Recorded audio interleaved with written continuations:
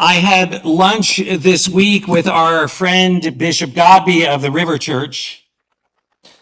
We try to get together every few months. Usually the conversation is easy, family, two clergy, kvetching, comparing notes. This time was a little different. Bishop Godby told me how difficult these last months have been for him and his congregation, as protections once guaranteed by the Voting Rights Act have been weakened, as rulings have been handed down, making it far harder to challenge electoral maps that dilute Black voting strength and practices that restrict equal access to the ballot. He expressed to me the fatigue of his community from battles over political representation that continue across the country, reinforcing his sense and that of his community that the struggle for an equal voice in America remains unfinished.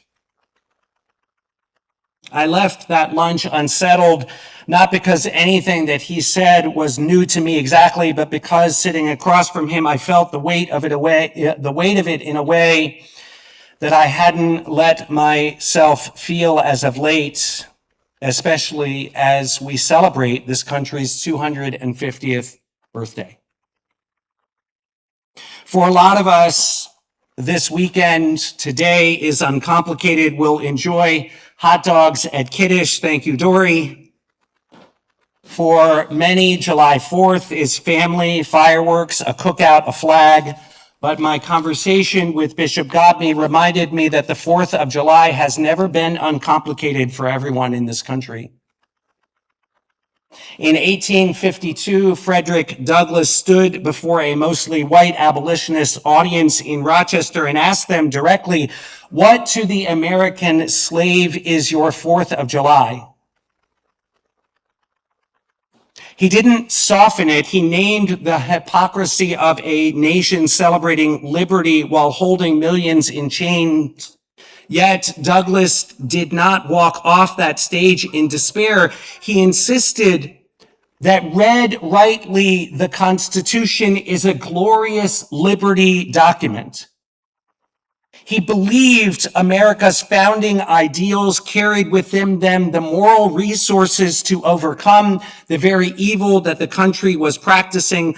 The promise contained the seeds of its own redemption, even when the nation wasn't living up to it.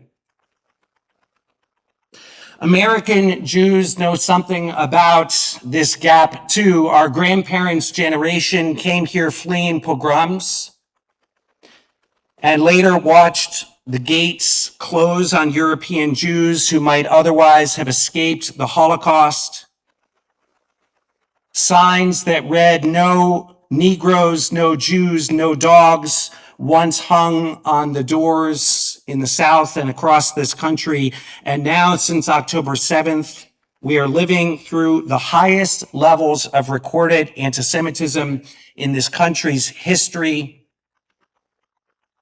And so this year, as we approach 250 years of the United States, a lot of us, Black and Jewish and plenty others too, are holding two things at once: real gratitude for what this country has made possible and real unease whether its promises are being kept.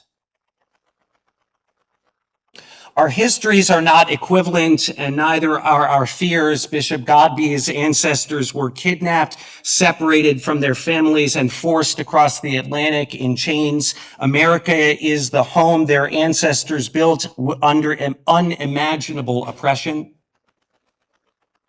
Jews came here in successive waves, seeking refuge and hoping this country might become the first diaspora where our children would not have to choose between being fully Jewish and fully accepted, but both our communities made a wager on this country that it could be a home even before it fully was one.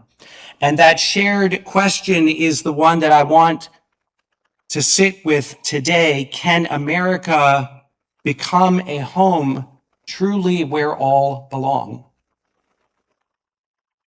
In this week's Parsha, there are 5 sisters, Machla, Noah, Hogla, Milcah, and Tirzah, the daughters of a man named Tzlofchad. Their father had died in the wilderness, and he left no sons under the law. As everyone understood it, that meant his name and his portion in the land the Israelites were about to enter would simply disappear. Nobody would have blamed these women for accepting that quietly. That was how inheritance worked. That was the rule, as Adam asked about before. But instead, the Torah says, Vatikravna. They drew near. And they didn't approach Moses privately in a side conversation.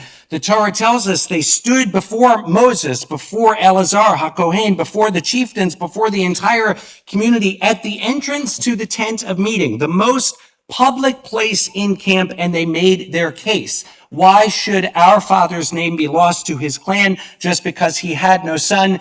Give us a holding tnu lanu achuzah among our father's brothers. And notice what they don't do in the Torah. They don't apologize for speaking.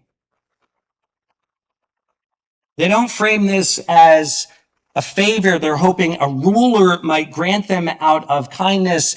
They show up as members of the covenant, as stakeholders in the very land about to be divided, entitled to be heard. And God's answer is remarkable. Ken benot Tzlofchad dovrot, the daughters of Tzlofchad speak justly. Give them their portion. Their claim doesn't just get tolerated, it gets written into law.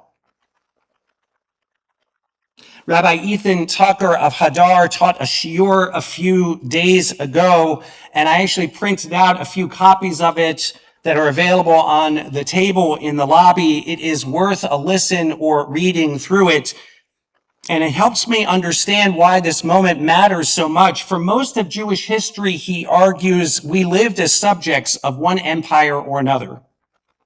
And our prayers reflected that. We asked God to move the hearts of kings, to be kind to us. That's the posture of people waiting for someone else's mercy. Tucker's insight is that America did something almost unprecedented for Jews. It didn't just tolerate us, it made us citizens, part of the sovereign people, not dependents of it. We stopped waiting for a kingdom to fall and started being asked, like everyone else, to help govern. As George Washington wrote to Moses Sextus on the occasion of Washington's visit in 1790 to the Newport Synagogue, where Sextus served as sexton, quote, it is now no more that toleration is spoken of as if it were the indulgence of one class of people that another enjoyed the exercise of their inherent natural rights.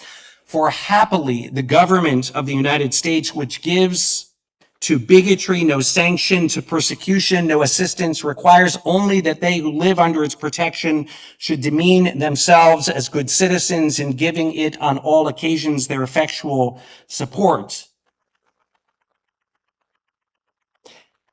And I want to suggest maybe Benot Tzlofchad got there first. Thousands of years before the Constitution, they modeled the posture of a citizen rather than a supplicant, standing in the public square and not kneeling at home, or not kneeling at a throne. And notice why they did it. They didn't do it out of fear of punishment. They didn't do it out of desperation. They loved their father's name. They loved the land of Israel enough to fight for a place in it. Tucker argues that the religious freedom afforded by America has created a new halakha, in which we practice our Judaism out of what Maimonides called avodah me'ahava, service that flows from love rather than fear. In his Laws of Repentance, Maimonides writes, one who serves out of love does what is true because it is true. That is the level of Avraham Avinu, whom God called lover because he served only out of love, not fear of punishment, not hope of reward, service and speech and claim making, because the thing itself is worth it. And the Talmud, by the way, in Sota teaches that service from love outlasts service from fear by 1,000 generations. Benot Tzlofchad weren't just asking for an inheritance. They were showing us what it looks like to love a place enough to insist on your stake in it. So we can ask each of us this Shabbat, where in our own lives are we waiting quietly at the back of the camp, hoping someone eventually notices that you deserve a place, instead of drawing near? Where have you treated your Judaism or your citizenship or your voice in this country like something you need to apologize for wanting instead of something you're entitled to claim? Maybe that means showing up somewhere you've been sitting out. Maybe it means coming to shul, not because you're afraid of what happens if you don't, but because you love who you become when you're here. That's avodah me'ahava. And maybe this week especially, it means what my lunch with Bishop Gabi turned out to mean for me, reaching toward a neighbor whose experience of this country is different from yours and asking rather than assuming.